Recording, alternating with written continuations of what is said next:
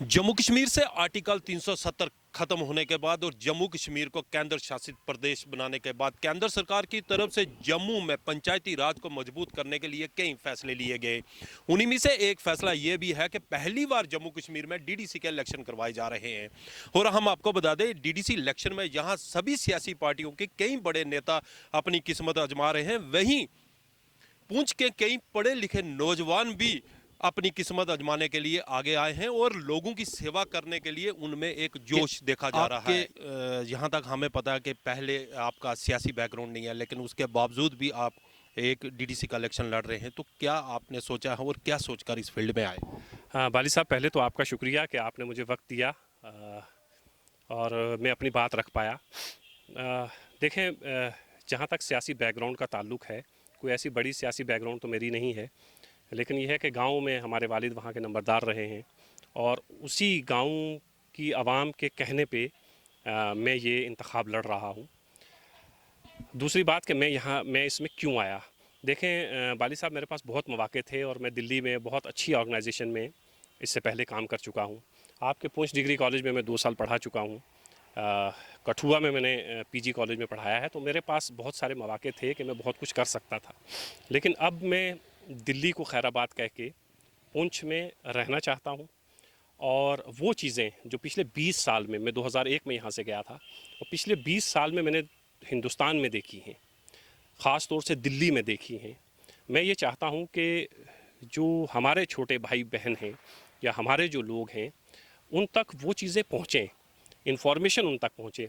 हम जिस ज़माने में अलीगढ़ में गए थे तो हमें कुछ पता नहीं था कि फॉर्म कैसे भरना है, वहाँ जाना है और रहना कैसे है, कोचिंग कहाँ पे करनी है, किस तरह एडमिशन का पूरा प्रोसेस होता है। और इस तरह यही हाल हमारा दिल्ली का था। जो हमारे बच्चे, हमारे दोस्त, हमारे छोटे भाई बहन, बड़े भाई बहन जब दिल्ली गए तो उनके लिए भी ये बड़ी परेशानी की बात थी। तो अब चूँकि मैं तकरीबन सारे हिंदुस्तान में घूम चुका हूँ, बड़ी यूनिवर्सिटीज़ में जो टीचर वहाँ पढ़ा रहे हैं, कुछ हमारे दोस्त हैं, कुछ हमारे उस्ताद हैं, कुछ हमारे जूनियर्स हैं, मैं ये चाहूँगा कि यहाँ के बच्चे जो है तालीम के सिलसिले में, ख़ास तौर से तालीम के सिलसिले में बाहर जाएं, उन्हें कोई परेशानी ना हो, हर तरह की इन्फॉर्मेशन उनके पास हो, एडमिशन से लेके हॉस्टल तक उनकी मदद की जाए कि क्या प्रोसेस है।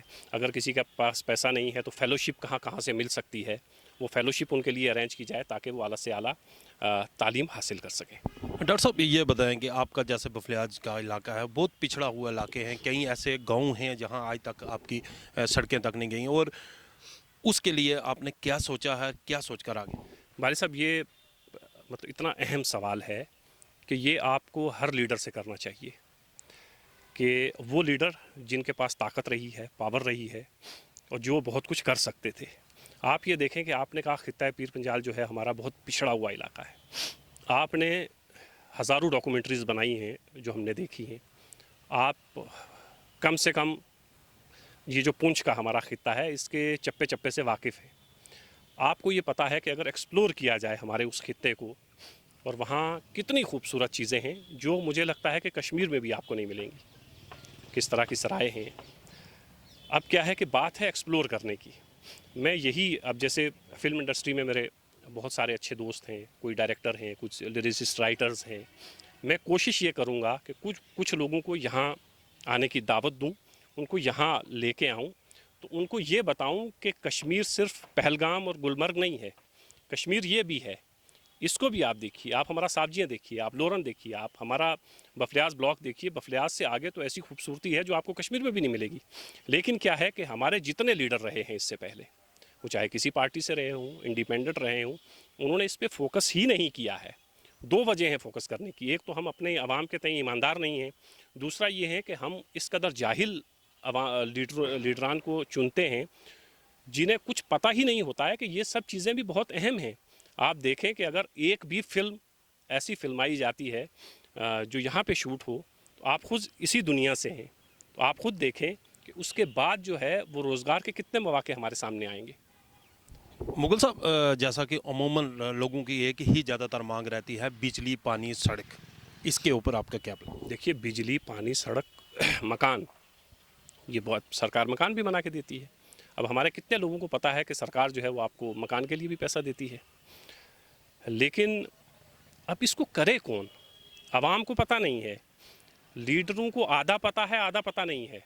जिनको पता है वो बात वहाँ पहुँचा ही नहीं रहे हैं। वो जो हमारी आवाम है ना, बेसिकली क्या है कि हमारा लीडर जो है वो हमारी आवाम को अवेयर ही नहीं करना चाहता। वो चाहता है कि ये अनपढ़ रहे, ये जाहिल रहे, अंधभक्त पैदा हों। ये अंधभक्त की पूरा हिंदुस्तान आप देख लें, जहाँ जहाँ अंधभक्ति है वहाँ वहाँ काम डिस्कस नहीं होता है, वहाँ दूसरी चीज़ें डिस्कस होती हैं।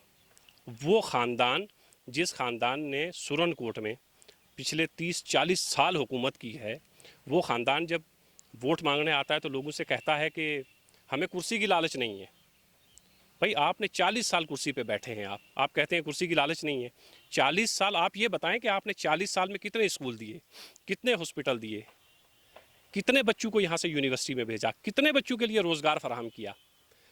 तो क्या है कि आवाम अवेयर नहीं है, लीडर आवाम को अवेयर करना ही नहीं चाहता। वो ये चाहता है कि ये इसी तरह रहे अंधभक्त बन के, और इसको हम इसी तरह इमोशनल ब्लैकमेल करते रहें। मतलब आप ये देखें कि मजहबी जो हमारे मकामात हैं, जो मुक़द्दस मकामात हैं, वहाँ पे जाके सियासी मीटिंग्स होती हैं। ईदगाह के अंदर एक लीडर जो है वो अपनी मीटिंग कर रहा है। आप देखिए कि इससे बड़ी अंधभक्ति क्या होगी। भाई आप ईदगाह के अंदर, आप मंदिर के अंदर, आप मस्जिद के अंदर सियासी रैली नहीं कर सकते। आप सियासी रैली करते हैं, वहाँ 5,000-8,000 लोगों को इकट्ठा करते हैं। तो मेरा मेन फोकस ये है कि जो हमारे छोटे भाई बहन हैं या हमारे बुज़ुर्ग हैं वो अवेयर हों। आप यकीन जानिए कि अगर हम इससे अवेयर हो जाएं कि गवर्नमेंट ने जो स्कीम्स हमें दी हैं, हम सिर्फ इससे ही अवेयर हो जाएं ना सर, तो हमारे बहुत सारे मुश्किलात जो हैं वो इसी से दूर हो जाएंगी। जैसा कि बफलियाज का जो इलाका है वाकई बहुत खूबसूरत इलाका है, लेकिन आजकल बफलियाज को सिर्फ मुगल रोड के नाम से जाना जाता है। आप ऐसा क्या करेंगे कि लोग बफलियाज ब्लॉक के नाम से, या आपका जैसे सैला है, मड़ा है, उस नाम से लोग उसको ज़्यादा जाने? देखिए, बफलियाज को मुग़ल रोड के नाम से आज से नहीं, बहुत पहले से जाना जाता है। ठीक है, उसमें नई सरकार का कोई कंट्रीब्यूशन नहीं है, किसी भी सरकार का कोई कंट्रीब्यूशन नहीं है। भाई आपको कश्मीर कनेक्ट करना ही था, आपने वो सड़क निकाल दी, चलिए आपका हमारे ऊपर एहसान है। लेकिन क्या बफलियाज में सिर्फ मुग़ल रोड है? बफलियाज से लेके डूगरें पिशाना तक इतनी खूबसूरत जगह हैं। नूरी छम है और जंगल हैं, दरिया हैं, पहाड़ हैं। ये वो चीज़ें हैं जिसके लिए दुनिया तरसती है। तो जैसे कहते हैं ना कि अगर तीसरी जंग हुई तो वो पानी पे होगी, पानी वहाँ है, वहाँ से दरिया बहते हैं। वो इतनी खूबसूरत जगह है, उसको टूरिज़्म मैप पे लाना, ये मेरी प्रायोरिटी है। सिर्फ ये नहीं, मुग़ल रोड क्या है कि वो एक सड़क है जो कश्मीर से हमें जोड़ती है, उसका सिर्फ ये फ़ायदा है हमें, और वो भी 5 से 6 महीने बंद रहती है। उसके ऊपर भी सरकार को ध्यान देना चाहिए, कोशिश करनी चाहिए। जो भी नुमाइंदगान जो हैं वो जीत कर आएँ, उस पर भी कोशिश करनी चाहिए कि किसी तरह से वहाँ से टनल बने। कुछ ऐसा हो कि वो जो 6 महीने 7 महीने, आज से देखें अब कश्मीर बंद हो जाएगा और अगले 4-5-6 महीने जो है वो बंद रहेगा, तो कम से कम उस पर भी फोकस करें कि 12 महीने हमारी कश्मीर से कनेक्टिविटी बनी रहे, और टूरिज़म के मैप पे हमारे बफलियाज ब्लॉक को लाना मेरी सबसे बड़ी प्रायोरिटी रहेगी, ताकि फ़िल्म बने तो फ़िल्में यहाँ बने, डॉक्यूमेंट्रीज़ यहाँ पे आके बने, और सैर व तफरी के लिए जो लोग घर से बाहर निकलते हैं वो अपने जो जब वो लिस्ट बनाते हैं कि हमें कश्मीर में कहाँ कहाँ जाना है, तो उसमें बफलियाज का भी नाम हो, बफलियाज ब्लॉक का नाम हो। ये नहीं कि आपको गुलमर्ग जाना है और कश्मीर घूमना है, और कश्मीर सिर्फ गुलमर्ग नहीं है, कश्मीर हमारा जम्मू भी है। जम्मू कश्मीर दोनों बहुत खूबसूरत हैं। हमारी बदकिस्मती ये रही है कि कश्मीर पे हमारे लीडरान ने जम्मू पे हमारे लीडरान ने फोकस ही नहीं किया, सारी तवज्जो कश्मीर पे रही। जो आपने दुनिया को दिखाया वो दुनिया ने देखा। अब हमें ज़रूरत है हिंदुस्तान भर को और दुनिया भर को ये दिखाने की कि जम्मू जो खित्ता है हमारा, वो कश्मीर से किसी भी तरीके से कम नहीं है। मसला है रोज़गार का। रोज़गार के लिए आप जो ब्लॉक बफलियाज है उसके लोगों के लिए क्या ऐसा करेंगे कि जो गवर्नमेंट की स्कीमें हैं उन तक पहुँचे, और जो नौजवान हैं जो बेरोज़गार हैं उनको रोज़गार भी मिले? देखिए, एक बात तो तय है कि आप किसी को नौकरी नहीं लगा सकते, आप किसी को लेक्चरर नहीं लगा सकते, आप किसी को टीचर नहीं लगा सकते। वो एक पूरा प्रोसेस है। अब वो ज़माना गया कि आपने सिगरेट की डब्बी पे ऑर्डर किया और सीईओ के पास गए और सीईओ ने आपको चपरासी लगा दिया, वो नहीं हो सकता। वो एक प्रोसेस है, फॉर्म निकलते हैं, आपको फॉर्म अप्लाई करना है, उस फॉर्म के लिए एलिजिबल बनाना हमारी ज़िम्मेदारी है। ऐसे स्कूल फराहम करना हमारी ज़िम्मेदारी है कि जहाँ से बच्चा एमए करे, जहाँ से बच्चा पढ़ के जम्मू यूनिवर्सिटी में जाए और एमए करे, तालीम हासिल करे, MA करे, PhD करे, नेट करे, तो वो मौके फराहम करना ये हमारी जिम्मेदारी है। नौकरी हम नहीं लगा सकते, ये साफ सी बात है कि वो एक प्रोसेस के थ्रू आती है, आपको वो एग्ज़ाम पास करना है, एग्ज़ाम के लिए तैयारी हमें करवानी है। अब आप देखें कि हमारे बच्चे अलीगढ़ मुस्लिम यूनिवर्सिटी में 11th का एंट्रेंस देने जाते हैं या दिल्ली में मुख्तलिफ़ जगहों पे जाते हैं, कोई तैयारी नहीं होती है। बच्चों को ये तक पता नहीं होता है कि एग्ज़ाम में पूछा क्या जाएगा। तो एक यहाँ पे इस तरह का कोचिंग सेंटर होना चाहिए। मेरी कोशिश होगी कि सुरनकोट या बफलियाज में एक ऐसा कोचिंग सेंटर हो जहाँ से आपको फॉर्म आसानी से अवेलेबल हो पूरे हिंदुस्तान में, जहाँ जहाँ स्कूल, कॉलेजेस और यूनिवर्सिटीज़ हैं। दूसरा, वहाँ पे तैयारी करवाई जाए, वहाँ पे किताबें फराहम की जाएं लोगों को कि ये आप किताबें पढ़िए, इस तरह के पेपर आते हैं, और उस पे काम किया जाए। ये सब चीज़ें हैं। और रोज़गार के हवाले से जो बात है ना, मेरी कोशिश ये है कि हम लोग कम, घर से बाहर कम से कम जाएं, मतलब मजदूरी करने।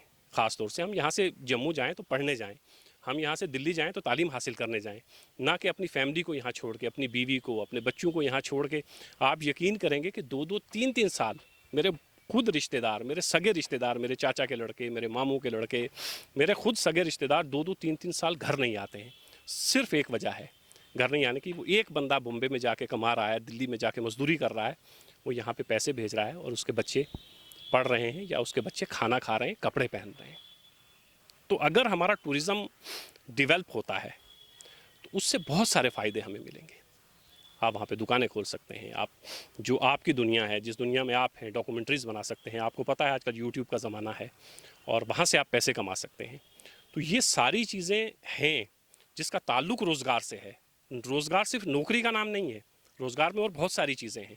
नौकरी के लिए आपको तालीम हासिल करनी है और रोज़गार के लिए तालीम के साथ साथ और जो चीज़ें हैं वो इंशाल्लाह की जाएंगी, ताकि लोगों को आसानी से रोज़गार मिले, लोग अपने बच्चों को अच्छे से अच्छी तालीम दिलवा सकें, और ताकि वो कल आने वाले वक्त में वही बच्चे, मैंने बताया जिस गांव से मैं हूँ, वहाँ से सड़क तक आने में आपको 3 घंटे, 2.5 घंटे लग जाते हैं।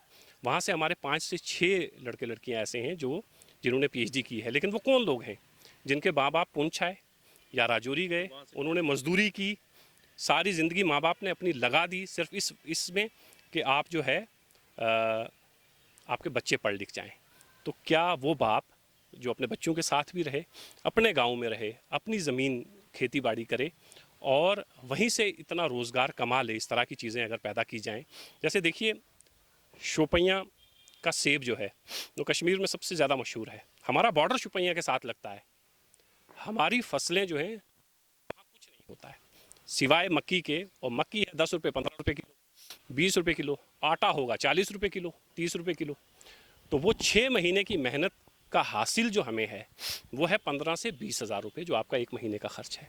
अब हमारी ज़मीनें, आप जाके आप कभी डॉक्यूमेंट्री बनाएं इस चीज़ पे कि हमारी ज़मीनें बंजर पड़ी हैं, वहाँ कुछ नहीं होता है। वजह यह है कि हमारे माँ बाप, हमारे भाई ये सोचते हैं 6 महीने की मेहनत के बाद हमें 15,000 रुपये का आटा आ रहा है मक्की का, तो 20,000 रुपये हम मुंबई में जाके कमा लेंगे। मतलब गांव में अवेयरनेस की कमी है। अवेयरनेस की कमी है, लोग बाहर जा रहे हैं। जो चीज़ें हमें गांव में पैदा करनी चाहिए थी, सेब अगर शोपियाँ का नंबर 1 है तो बॉर्डर हमारा जुड़ा हुआ है, हमारा क्यों नहीं है? एक बाग आपको सेब का हमारे एरिया में नहीं मिलेगा। तो हॉर्टिकल्चर, एग्रीकल्चर, इस सब पे भी फोकस करना चाहिए। लेकिन ये करेगा कौन? जिसको इन चीज़ों का पता होगा।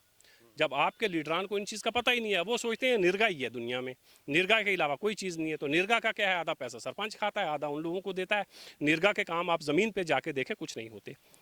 1 साल में खड्डा खुदता है, वो निर्गा का काम है, उसका पैसा निकलता है। अगले साल में वो खड्डा भरा जाता है, तीसरे साल में फिर वो खड्डा खुदता है। तो इस तरह निर्गा के काम होते हैं। तो हमारी आवाम को, ख़ास तौर से मैं बफलियाज ब्लॉक की बात करूं, वहाँ हमारी आवाम को ये जो प्रोसेस है इलेक्शन का, इसमें पंचायत के नाम पे सिर्फ एक चीज़ का पता है, वो है निर्गा। और निर्गा के नाम पे जिस तरह इस्तेसाल होता है हमारे भाई बहनों का, मज़दूरों का, वो आपने बारहा उस पर स्टोरीज़ भी की हैं, दुनिया भर में उसकी चर्चा होती है, हिंदुस्तान भर में उसकी चर्चा होती है। तो रोज़गार के मौके फ़राहम करना हमारी ज़िम्मेदारी है, उसके लिए बहुत कुछ किया जा सकता है। 3-4 मिसालें मैंने आपको दी। और क्या वजह है कि आप अगर जो हमारे पिछले 70 साल से हम पे हुकूमत कर रहे हैं, उनसे पूछिएगा कभी कि क्या वजह है कि पूरे इस खित्ते में सुरनकोट से पीछे एक सेब का बाग नहीं है? इस पे आपने फोकस क्यों नहीं किया? तो ये सब चीज़ें ऐसी हैं जिन पे मुझे लगता है कि जितना हम फोकस करेंगे उतना बेहतर होगा। और ये तय है कि आने वाला वक्त जो है वो इंशाल्लाह हमारे खित्ते के लिए बहुत अच्छा होगा। मैं जीतूं या नहीं जीतूं, क्योंकि अब मुझे यहीं रहना है। और 20 साल में जो मैंने सीखा है बाहर जाके, 20 साल में जो मैंने अपने ताल्लुकात बनाए हैं, अब इंशाल्लाह उसको मैं इस्तेमाल करूँगा। और वो चीज़ें जो मैंने समझी हैं हमारे खित्ते में नहीं हैं, मैं चाहूँगा कि वो उसको यहाँ पे लेके आऊँ और ज़्यादा से ज़्यादा लोगों को दुनिया से जोड़ूँ। और रोज़गार हमारी ज़मीनों से लोगों को मिले, हमारे घर से लोगों को मिले, ना कि वो लोग बाहर जाएं। मुगल साहब, जैसे आपने बात की कि यहाँ पे सेब के बाग नहीं हैं, मतलब लोग इस तरफ नहीं आ रहे, ज़्यादातर जो छोटी मोटी खेतीबाड़ी कर रहे हैं इसके ऊपर आप फोकस करेंगे। तो एक चीज़ और भी है, ये जो हमारा इलाका है, जैसे हिमाचल में जड़ी बूटी का आप देखो कितना कारोबार हो रहा है, तो ये तो पूरा इलाका है, यहाँ पे तो कई किस्म की जड़ी बूटियाँ हैं, तो इस पर क्या फोकस रहेगा? वाले साहब ये देखें ना आप, ये आप उन लोगों से पूछें जो पिछले 70 साल से हमारे ऊपर मुसल्लत हैं। जैसे हिमाचल की आपने मिसाल दी, अभी ऑनरेबल प्राइम मिनिस्टर ने 2 दिन पहले जो है 2 बड़े हॉस्पिटल देश के नाम किए हैं। तो आयुर्वेदिक की जड़ी बूटियाँ, आयुर्वेदिक की जो दवाई बनती है उसकी जड़ी बूटियाँ, तो ये आप बफलियाज से पीछे चले जाएं तो भरमार है उसकी। लेकिन अब मसला क्या है, अब जैसे बनफशा है, गुच्छी है, हमारे यहाँ होती है, ये रोज़गार से जुड़ी हुई चीज़ें हैं। लेकिन अगर गुच्छी है किसी के पास, मान लीजिए जंगल से वो 2 किलो 4 किलो 10 किलो गुच्छी लेके आता है, वो दे किसको? यहाँ बाज़ार में आएगा तो बाज़ार में 100 200 300 रुपये किलो उसकी बिक जाएगी। तो वो जो मेहनत है उसकी, उसका पैसा उसको नहीं मिल रहा, तो वो इस तरफ ध्यान ही नहीं दे रहा है।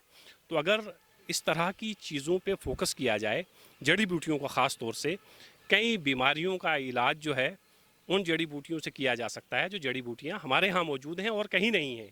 अगर हैं भी तो इस तादाद में नहीं हैं। तो अगर हम इस पे फोकस करते हैं, आयुर्वेदिक की दवाइयों के लिए, जड़ी बूटियों के लिए, कोई ऐसा तरीका इख्तियार करें कि हमारा कनेक्शन जो है वो दिल्ली के ताजर से हो, तो कीमत भी हमें हमें अच्छी मिले। उसके 2 फ़ायदे होंगे। एक तो ये है कि हम देश को सर्व कर रहे हैं, आवाम के लिए कुछ ऐसा काम कर रहे हैं, दवाई तैयार कर रहे हैं, उस दवाई की तैयारी में हमारा भी हिस्सा है। जैसे हिमाचल का हिस्सा होता है, ऐसे हमारा भी हिस्सा है। और दूसरा चीज़ ये है कि आप उससे रोज़गार से भी जुड़ेंगे, आपको उसके पैसे भी मिलेंगे। तो आप दोहरा फ़ायदा मुल्क का कर रहे हैं, अपना फ़ायदा भी हो रहा है, आपका अपना फ़ायदा भी मुल्क का फ़ायदा है। और दूसरा ये है कि आप जो हमारी सेहत के ताल्लुक से जो दवाइयाँ तैयार हो रही हैं उसमें आप अपना हिस्सा डाल रहे हैं। तो ये चीज़ें ऐसी हैं कि जिन पे इंशाल्लाह अब काम किया जाएगा। हम जीतें या नहीं जीतें, लेकिन ये काम इंशाल्लाह होने हैं। हम हर जगह अपने उन लोगों से ये सवाल करेंगे कि भाई आपने ये सब कुछ क्यों नहीं किया? आपने पिछले कई सालों से हमें निर्गा में क्यों फंसा के रखा? आपने कई सालों से हिंदू, मुसलमान, गुज्जर, कश्मीरी, पहाड़ी में क्यों फंसा के रखा? हमारा पहाड़ी लीडर गुज्जरों का लीडर क्यों नहीं बन पाया? गुज्जर उसके पीछे क्यों नहीं आए? हमारा गुज्जर का लीडर पहाड़ियों का लीडर क्यों नहीं बन पाया? इसकी वजह यह है कि हमारे लीडर सिर्फ अपने लिए सोचते हैं। एक गुज्जर लीडर अपना जलसा, अपनी रैली उस गांव में करता है जहां 99% गुज्जर रहते हैं, 95% गुज्जर रहते हैं। एक पहाड़ी लीडर उस गांव में जाके अपना जलसा करता है जहां 95-90% पहाड़ी रहते हैं। तो आपने पहले ही तय कर रखा है कि गुज्जर आएगा तो गुज्जरों के लिए काम करेगा, कश्मीरी आएगा, पहाड़ी आएगा तो कश्मीरी पहाड़ियों के लिए काम कर रखा है। ये आप इलेक्शन के दौरान ही साबित करते हुए चलते हैं कि कश्मीरी अगर जीतता है तो वो आवाम सुरनकोट या खित्ता पीर पंजाल या बफलियाज का लीडर नहीं होगा, वो कश्मीरियों का होगा। ऐसे ही गुज्जर जीतेगा तो वो गुज्जरों का होगा।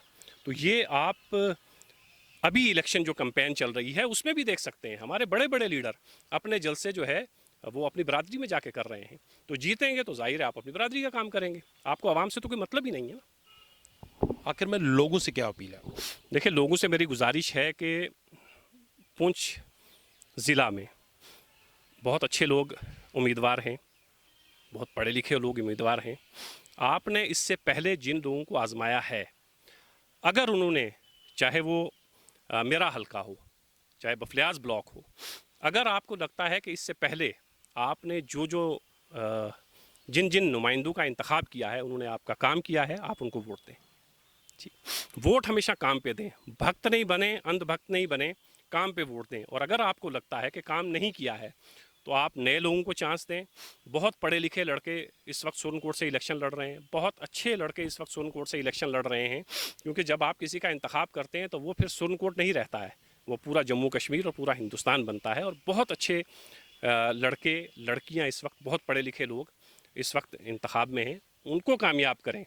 जब आपने पिछले 70 साल में देख लिया है कि कुछ नहीं हुआ है, तो 4-5 साल इनको भी दे के देख लें, क्योंकि अल्टीमेटली तो हमें आप ही के दरबार में पहुंचना है।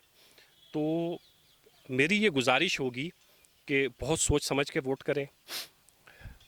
किसी भी तरह की तकसीम, मज़हब की, ज़ात बरादरी की तकसीम से बालातर होकर काम करें। हमारे पुंछ में ऐसी बहुत सी मिसालें हैं।